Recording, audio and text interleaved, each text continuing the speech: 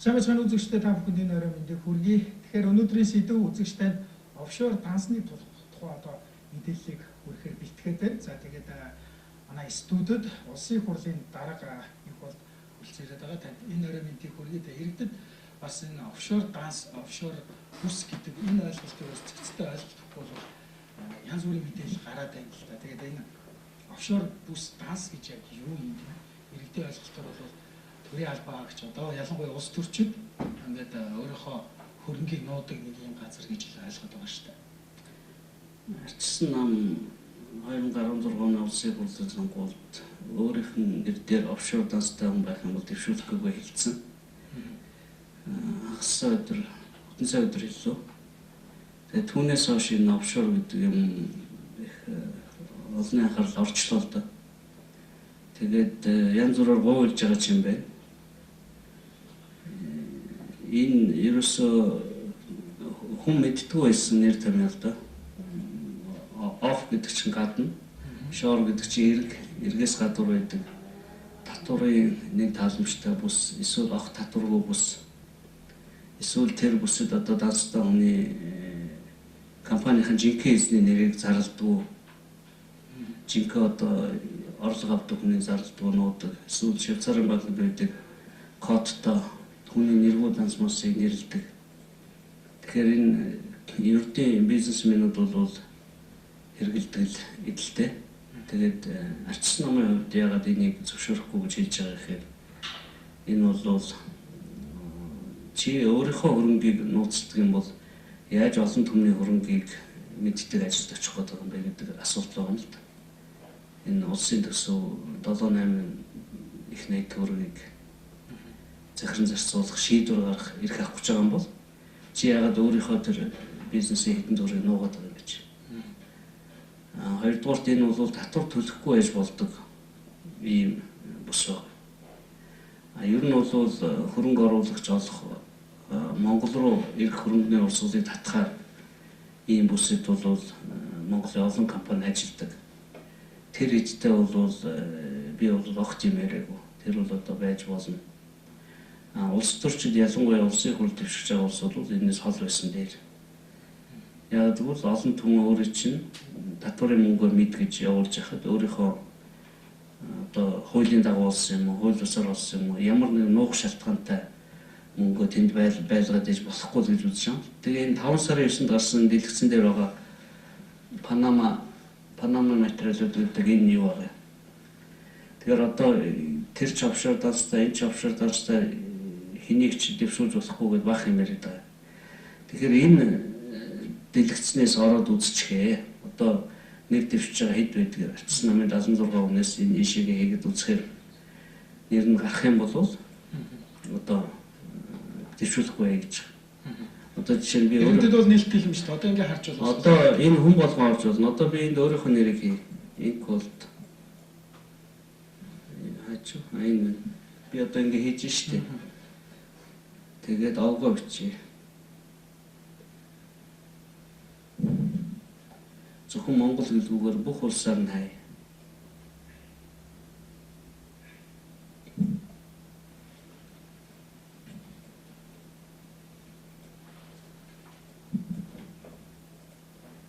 Ингээ юу байхгүй. Юу юм олдсонгүй гэж. За одоо юу гэдгийг Батулга ч бас байж тээ гэдэг. Батулга халтмаа гэдэг үчи. Батулга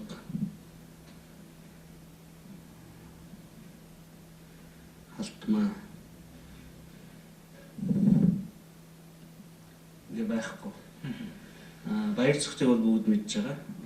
Баяр цогт гишүүн бол улсын хурлын дэд даргаасаа энэ асуудлаас болоод огцорсон. Одоо шийтгэлээ хүлээсэн гэсэн. Одоо жишээ нь 7 гашинтай баяр гэдэг нь шүү дээ. Баяр. Санжийн баяр гэж та. Тэгээ одоо санжийн ч юм чинь энэ хүүхдүүдийнх нь нэр гарч ирдэг. Бадам ханд баяр гэдэг. Одоо энэ ямар учиртай гэхээр ийм одоо компанид байна. Хайгын энэ байна. Америкт байна. Ийм компаниуд British Virgin арал дээр ингээд байна гэдэг ингээд бүх мэдээлэл гарч ирээд байгаа. Тэгээ энэ шиг одоо манай хуучин ерөнхий сайд Сүхбаатарын Батуулдын төрсөн дөө Батөчөр гэдэг хүний нэр энд олон компанитай гарч байна. Эрдэнэтийн захирал байсан Ган зургийн төрсөн дөөгийн нэр бас 5-6 компанитай холбогдож гарч байна. Тэгээ яахаараа энэ ерөнхий сайд байсан 2 хүн баяр Сүхбаатарын Батуулд хоёрын нэр дээр хамаатан садныхын нэр дээр охиныхын нэр дээр одоо 5-6 үйл хөдлөх хөрөнгө Ган зургийн дүүгийн нэр дээр 5-6 компани ерөнхийлөгч Багундын гадаад төлөвлөгөө зөвлөх байсан Цогтбаатар сүүлдээ байгаль орчин сайд болсон. Тэрний нэр дээр одоо бүртгэлтэй компани гарч ирээд идэг. Зүү ёсоор хардах үндэслэл болоод байгаа. Манай намын баяр цагт бол бүх юмаа тайлбарлаад хариуцлагыг явуулсан гэдэг. Энэ хэдийг болохоор офшор данстай байж болно шүү дээ, юм болохгүй байгаа. Сонгуулийн үйлэнд офшор данстай хүнийг дэвшүүлж болохгүй гэдэг заалт алга байна гэдэг ардын ном бүлэг өмгөөлөд идэг. Одоо энэ хүмүүс бол жирийн хүмүүс биш. Энэ уул уурхай холбоотой энэ бизнесийг эд мандаж байхад хоёулаа ерөнхий сайд байсан. Монголын хамгийн том оюутлогоос өмнө байсан Эрдэнэт төлөвлөрөг удирдах байсан. Тэгэхээр энэ тэр одоо дансанд байгаа мөнгөнд бид хараахан мэдэж амжаагүй юм л да. Баяр цогтынхаа бол бид бүгд мэднэ нэг сайд доллар. Тэрийг бол нуугадах юм байхгүй. Арчсан намын хувьд зарчим байгаа. Бид бол зарчмынхаа дагуу дэвшүүлэхгүй л гэж байгаа. Ардын намын хувьд тэр зарчим нь алга байгаа. Одоо энэ уул уурхай баялагтай за яг манайх шиг улс мэдээж энэ улс төрчин офшор данстай байхыг байна гэдэг бол буруу зүйл гэсэн ерхий хандлага байна л да. За тэгээд та сая бас хэллээ шүү дээ. Бизнес эрхлэгчдийн хувьд бол бас байж болно гэсэн юм зүйл хэлээд хэлээд. Хоёр янз юм байгаа. Монгол руу хөрөнгө татахын тулд оруулж ирж байвал энэ үл хэвээ үзэгдлээ. Хөрөнгө оруулагч нь өөрөө офшор дансаас мөнгө оруулах гэвэл танай чиний хөрөнгөч офшороос байгаа учраас авахгүй гэж хэлж болохгүй. Монголд олсон ямар нэгэн нууцлах шаардлагатай мөнгө гаргаад байвал тэр бол буруу юм байна. Монголын татварын албанаас нуугдчих. Монголын авилгатай тэмцэх газраас нуугдчих. Улаанбаатар хотын газрын албаны насаараа газрын албанд Сандуу гэдэг хүний төрсөн дүүгийн нэр дээр маш олон данс байна. Харамсалтай бид тэр дотор байгаа мэдээлэл мэдэхгүй хэдэн сая доллар байгаа. Баяр цогтойхыг бол мэдж болж штэ. Гэтэл нөгөө улсуудынхыг мэдэх боломжгүй байгаа. Тэр Монгол улс энэ олон улсын гэрээнд бас яашгүй нэгдэх ёстой гэж үзэж байгаа. Тэр олон улсын гэрээ нь ямар учиртай гэхээр офшор данснаас дансны мэдээлэл авч болдог ирэх. Одоо манай улс бол нэгдэг байгаа. Энэ бол их чухал хэлцээр юм билээ. Улсын хурл тэр олон улсын гэрээ нэгдэг учраас энэ офшор дансыг нэвтэрч болохгүй. Ер нь бол офшор дансыг хэн ч анзаардаггүй ердийн бизнес гэж үздэг байлаа шүү дээ. 2001 оны 9 сарын 11 хүртэл. Тэгээ 9 сарын 11-ний террорист халдлагын санхүүжилт офшор бүсээс ирсэн учраас Америкийн нэгдсэн улсууд анхаарлаа хандуулж эхэлсэн. Тэгээ хамгийн сүүлд гадаад яамны сайд Джон Керригийн Лондонд хэлсэн үг бол энэ офшор гэдэг юм зэгцлээ. Энэ бол авилгын мөнгөний нуудах газар байна. Терроризмыг санхүүжүүлдэг газар байна. Энэ хөгжсөн бүх орны нийлээд энэ нэг татваргүй бүсүүдээ бүгдийг хаяа гэдэг юм саналт гаргаж байгаа. Монгол улсын хувьд өөрөө зөв хэлсэн байгалийн баялаг ард түмний үндсэн хуулийн 6 дугаар зүйлийн нэгийн дагуу. Гэтэл энэ байгалийн баялагийг хэн олборлоод хэн одоо жинхэнэ эзэн вэ гэдэг мэдэх боломжгүй байна. Яг зөвхөн байгалийн баялагад оролцож байгаа олон компани офшор бүсэд гаралтай байна. Тэгээ хамгийн наад зах нь гэхэд оюун толгой 5-7 хоёулаа ш. 5-7 гэдэг нь энержи ресурс. Кемний арлих оюун толгой болохоор Нидерландын оюун толгой Риотинто компани бол угаасаа ил компани л да. Бүх юм нь ил байдаг. Тэгвэл Нидерландын татварын хөнгөлөлтөө бүсийг ашиглаж нөгөө 20% татвар төлөхгүй байна. Тэрийг бол их хурл дээр зөндөө ярьсан учраас одоо үзэгдсэн юм байна. Шасаас нэлээд олон хүмүүсийн нэр гарлаа л да офшор данснтай одоо офшор бүс хувьцаа эзэмшдэг гэдэг. Тэгээ тэр тэрний өмнө бол баяр цогт гэдэг хүн гарч ирсэн таваас сайн ярьж байна. Таны нэг мэдгдсэн нэг зүйл байгаа шүү дээ. Энэ удаагийн сонгуульд нэр дэвшүүлэхгүй энэ хүнийг хариуцлага гэж энэ дээр явж байна уу? 2 удаагийн энэ офшорын мэдээлэл, нууц мэдээлэл өөрөө биднээс үл хамаар шалтгаанаар ил боллоо. Тэгсэн. Эхнийх нь энэ офшор X, хоёр дахь нь одоо юу? Саяны нөгөө Panama Papers гэдэг. Тэгээ эндээс бид мэдээлэл авч байгаа болохоос сайн дураараа бол илчлэхгүй байгаа. Одоо Бацаандангийн өргөн барьсан хуулийг бид сая хилцэх байсан амжсангүй л дээ. Тэгээ тэрийг хилцсэн бол офшор дансаа давстай байхыг хориглох гээд байгаа. Одоо манайгийн хууль манай одоогийн үйлчлэж байгаа хуулиар баяр цогт яага буруутж байгаа гэхээр бүх дансаа мэдүүлэх үүрэгтэй байгаа. Хөрөнгө оруулалтын мэдүүлэг дээр. Тэрийгэ мэдүүлээгүй учраас буруутаад байгаа. Тэгэхээр мэдүүлээгүй байтугай байшингийнхэн зургийг тавьчаад байгаа. 7 байшингийн зураг ба шүү дээ. Баярын нөгөө Америкийн нэгдсэн улсад үйлдвэрлэл хөрөнгийн бүртгэл нь ил байдаг учраас одоо гаднаа зүлгээ усалж байгаа зургийг хүртэл авч болж шээ. Google-с зүлгээ усалж яхад нь ийм дагуулж байна. Дараа нөгөө Photoshop гэсэн тайлбар гарч байгаа шүү дээ. Тэгэхээр ер нь зүлгээ усалж яхад нь зургийг авч болно юм л дагуулсан. Тэр бол ил тод болцсон. Тэгэхээр энэ хөрөнгө яригдаад байгаа улсууд энэ болгонд тайлбарлах хэрэгтэй. Баяр цогтын хувьд бол тайлбарлалцсан. Одоо баяр тайлбарлах хэрэгтэй. Сүхбаатарын бот бол тайлбарлах хэрэгтэй. Манай хуулийн байгууллагууд тийм тайлбар авах хэрэгтэй. Баяр цогт гишүүнийг нэр дэвшүүлэхгүй гэдэг ийм байр суурийг бас гаргаж ирсэн. Уг нь бол хоёр ч одоо сэлэнгийн 10 жилийн хоёр нэг төгсөлтэй параллел анги тийм. Тэгээд уг нь бол одоо бас зөөлнөр хандж бас башин болов гэж. Яг нь найзын дундаа яваад байхаар энэ төр итгэдэг итгэл алга болоод байна л да. Мэдээж одоо найз бол найз. Гэхдээ зарчим бол зарчим, хууль бол хууль. Ардын намыг би бас ийм байдлаар асуудал хандахыг уриалж байгаа. Наад хүмүүстэй арга хэмжээ аваа.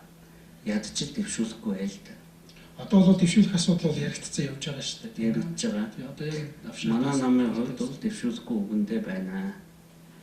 4 жилийн хугацаатай завсарлага аваад энэ бизнес зэгслээд явах бол боломжийн болгоё. Тэрээс одоо төрийн ажил хийж мөнгө нуудаг тэр данс нь баригддаг ийм хариуцлагагүй болохгүй л гэж байна. Бусад намууд ч гэсэн ингэмээр байна. Энэ бүтэн сайн хагас сайнд Америкийн нэгдсэн улсын Конгресс Сенатын 13 гишүүн ирнэ. Улсын хурлын үйлсээр. Тэгээ би бас албан ёсоор тэднэрт асуудал тавих гэдэг. Энэ манай хуулийн байгууллагууд танаа улс шиг ийм их мэдээлэл авах боломжгүй байна. Тэр холбооны мөрдөгт авч байгаа гэрээ хийлгээд энэ тусалж өгнө үү? Тэгэхээр яг энэ асуудлууд хилцэх гол газар нь бол улсын хурл. За тэгээд түрүүн бас нөгөө Бацаандан гишүүний нэг хуулийн төсөлгээд хийжсэн. Энэ болохоор нөгөө төрийн албан хаагч улс төрчид бол офшор данстай байх болохгүй гэсэн хоригдсон одоо энэ заалт гэж сая хэллээ. Тэгээд энийг хилцэх одоо газар маань өөрөө сая болсон юм. Таны юм төр засалчлаа. Тийм. Улсын хурл завсарлахаас өөр аргагүй байдалд орсон. Хамгийн сүүлийн чуулганы хурлын дээр 14 хүн гишүүрсэн. 23-наас 27-ны дуустал нэр дэвшилтийн хугацаа болж байгаа. Тэгэхээр гишүүд бол тухайн аймаг дүүргийнхаа хурлууд руу яваад энэ эрс бүрдэх шинж алга. Тийм учраас би завсарлахаас өөр аргагүй байдалд орсон. За мэдээж Бацаандангийн хууль бол хилцэгдэх хоёрт орсон байсан. Тэр бол амжсангүй. Ер нь бол улсын хурл хилцэх асуудлаа дуусаад хэдэн 10 байна уу 15 хуулийн эцсийн редакц уншихад үлдсэн байгаа. Тэрийг бид нар 6 дугаар сарын сүүлээр цуглуулж агаад хийчихье. Засгийн газрын 17 оны төсвийн өрөөний мэдээлэл гэх мэт хэдхэн асуудал болсон. Ер нь асуудлууд бол дууссан шүү дээ. Хуулийн салбарын реформ хийгээд дууссан байгаа. Тэр бол одоо гол асуудал байсан. Одоо бол нэг сонгуул хүртэл ажил байхгүй. Гишүүд ер нь сонгуул олцоод байхад юу хууль хэлцээд байгаа юм бэ? Наадхаа баярлалаа гэдэг. Тэгээд би завсарлуулсан. Ер нь жил болгон сонгуулаа сар болон сар гарангийн өмнө сонгуулийн сурчлагын хугацаатай холбогдуулна. Завсарладаг. Тэр хуулийнхаа дагуу завсарласан байна. Одоо нэг ийм ойлголт байгаа юм. За олон улсад хэд хэдэн газар ингээд юм офшор бүс байдаг. За тэгээд Азад ч гэсэн байгаа. ийм бүс Монгол улсыг оруулж болдгоо юм бас нэг тийм мэдээллийг би нэг интернет одоо ертөнцөөс харсан л та сошиал ертөнцөөс. Тэгээд харж ер нь яагаад байж болдгоо юм болоо магадгүй эндээс ашигтай хувилбар байх юм болов нөгөө талаас одоо яг энэ өнөөдөр үүсэж байгаа энэ яг одоо энэ ойлголтыг дарахын тулд ийм мэдээлэл гарсан юм болов гэсэн нэг юм хоёр талтай асуудал байна. Монгол улс дэлхийн нийтэд явж байгаа чиг хандлагын сүрж болохгүй л дээ. Тэр офшор ус болох бол манай таарахгүй байх. Тэр болцоо нэг 70 жижигхэн хүн ам одоо хэдхэн 100 мянга тийм улсууд ийм маягаар нэг бизнес хийж мөнгө олдог юм шиг. Бид бол их газрын улсууд ядарч тэр офшор гэдэг үгэнд харахгүй. Тийм учраас бид татвараа авдаг, харин ч татвар нь босод улсуудаа өрсөлдөхүүц боломжийн татвартай байх юм бол хөрөнгө оруулалт орж ирэх байх. Тэрнээс энэ офшор бусад хийдэг бизнесийг тэднэртэй адилхан хийж өрсөлдөөд амжилт болно буруу байх гэж бодож. Дэлхийн том 20 улс нийлээд энэ болгонд хаагаад хагаад нууц юмгүй болгоод байна шүү дээ. Гол учир нь татвараа олж авах. Одоо энэ Монгол Ардын намын зарим гишүүд бас нэр холбогдож явж одоо Согтбаатар, Батбол гэдэг. За энэ хүмүүс одоо бол тэнд дансгүй гэдгийг бол илэрхийлээд мэдээлсэн. Тэгээд яг хуулийн байгууллагт хандаад ингэ явцсан зүйл бас харагдахгүй байна л та. Тэгээд ер нь хараад байхад энэ хоёр намын өөр одоо баримтлал бас нэг өөр багш байна л та. Тийм ээ сонгуульд нэр дэвшүүлэхээс ахсуулаад. Ачсан намын хувьд нэг өдөөний үгэн хэлсэн шилэн нам гэдэг. Шилэн дансыг бол бүгдээрээ мэдэн шүү дээ. Тэгээ арчсан намын хувьд дотроо хийж байгаа хэрүүл нүртэл олон төмнүүдэн дээр ил юм аа. Ардын нам зурчлалгүй сайхан эв найрц юм уу үгүй.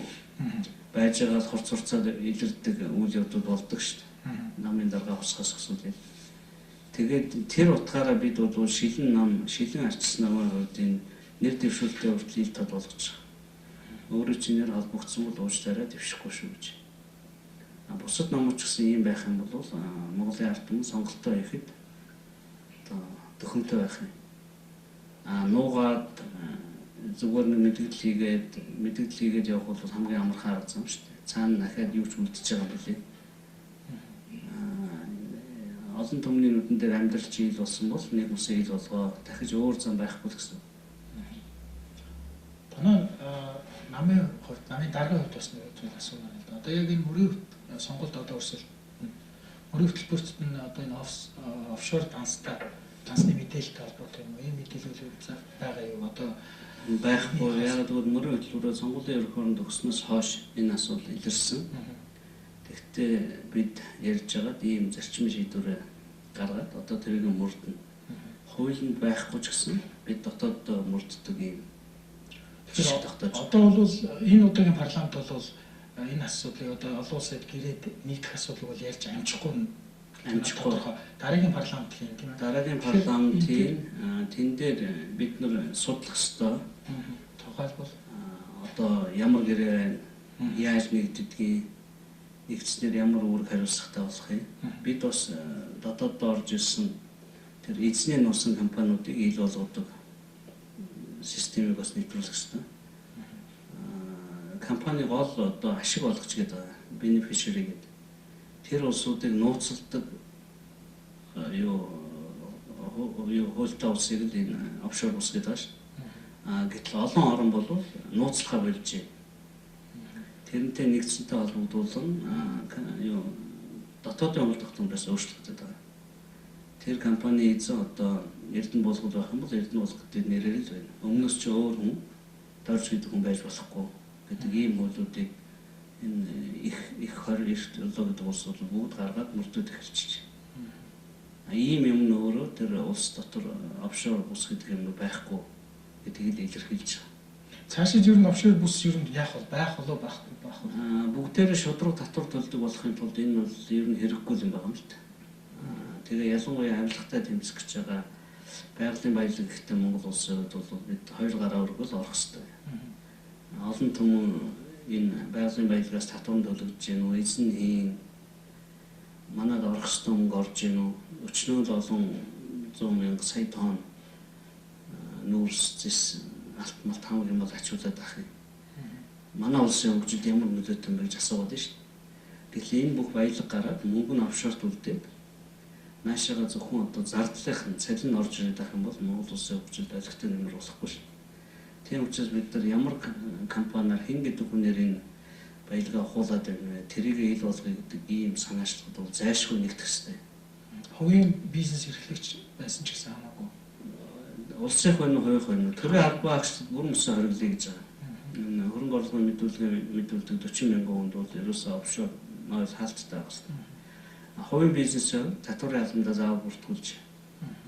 Тэгээд зохисныхоо татварыг төл. Монголын баялаг татваргүй бүсэд бүртгэгдэлтэй банкар эргэлдэж болохгүй л гэж. За баярлалаа. Тэгэхээр ямар ч үсэн ардчилсан намын хувьд бол офшор гэдэг энэ асуудал төр бол ерөөсөө хаалттай хатуу байр суурьтайгаа төрийн албан агч болохгүй, нэр дэвшил болохгүй. Бус нь бол тэгээд амьдлаг цагдаа тагнуул энэ татварын албандаа бүртгүүлээд татварын уулдах том төгсөөгүй, татвар төлөхөөс зайлсхийгээгүй гэдгийг илэрхийлээд явхад бизнес мэдээд бол байж болох хөлбөр. Гэхдээ олон улсын хандлага юу, том гүрнүүдийн хандлага юу вэ гэхээр Швейцарын банкны нууц бол алга болсон шүү дээ. Одоо хэд бидгийг мянган жил нууцтай байсан банкыг Америкийн нэгдсэн улс шахсаар аваад нууц биш болгочихсон шүү. Одоо тэр кодтой дансна алга болсон. Америкийн нэгдсэн улсын иргэн тэр банкнд данстай байх юм бол бүр дансных нь хуулгыг шаардж авч байгаа татвар албан. Тэгээ ийм үүд явц дэлхий дээр болж явах бид сүрж явах биш тагаж явах хэрэгтэй. За баярлалаа. Тэгэхээр ямар ч үсэн офшор данс бүс гэдэг талаар мэдээлэл өгөөд ер нь Монгол улс ямар ч ихтэй байх хэрэгтэй. Тэгээд төрийн албан хаагч нар бизнесийн ямар байх хэрэгтэй гэдэг талаараас тодорхой мэдээлэл өгсөй баярлалаа. За баярлалаа үзэгчдээ та бүхэнд өнөөдрийн сэдв хүрлээ. Өнөөдрийн сэдв офшор данстай холбоотой мэдээлэл.